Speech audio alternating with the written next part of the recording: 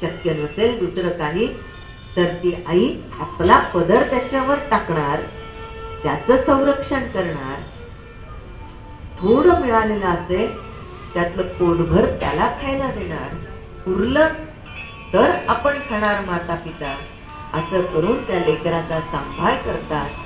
पण जेव्हा ही मुलं मोठी होतात, उच्च पदावर जातात आणि मोठमोठ्या शहरांमध्ये जातात, तेव्हा त्यांना गावाकडच्या आई वडिलांची मात्र लाज वाटते.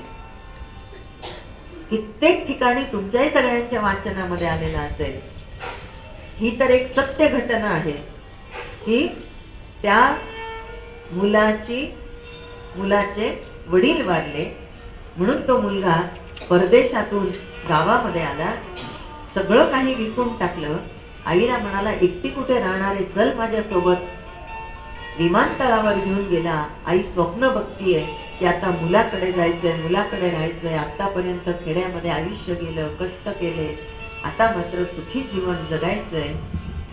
सगळं काही जे काय होतं ते सगळं मुलांनी स्वतःच्या नावावर करून घेतलं आणि आईला यात किंचितही शंका आली नाही. विमानतळावर बसून राहिली. मुलांनी सांगितलं इथून हलू नको, मी आत्ता जाऊन येतो. दुपारपासनं बसलेली आई रात्रीपर्यंत मुलाची वाट पाहतीये. शेवटी एका सद्गृहस्थानी जवळ येऊन विचारलं, आजी कुठून आलात?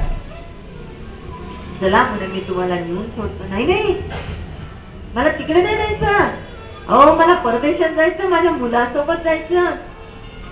माझ्या मुलांनी आमचं घर दार सगळं विकून टाकलं, आता आम्ही कायम साठी चाललो परदेशामध्ये. त्या माणसाला सत्य परिस्थिती लक्षात आली. तो म्हणाला, आजी ज्या मुलासाठी तुम्ही वाट पाहताय त्या मुलाचं विमान केव्हाच आकाशात उडून गेलेलं आहे. मुलगा आता फिरून परत तुमच्यासाठी येणारा नाही,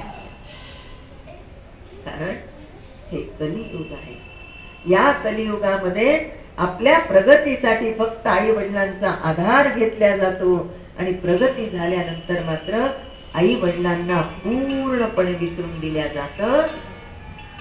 म्हणून तरुणाईनी हे भागवत ऐकणं गरजेचं आहे की ज्या वेळेस या ध्रुवाला सगळं काही प्राप्त झालं, त्यावेळेस ध्रुवानी त्या विमानामध्ये प्रवेश करण्यापूर्वी विचारलं, माझी आई कुठे आहे? मी तर स्वर्गारोहण करतोय पण माझी आई कुठे आहे? त्यावेळेस नंद सुनंदांनी सांगितलं, ध्रुवा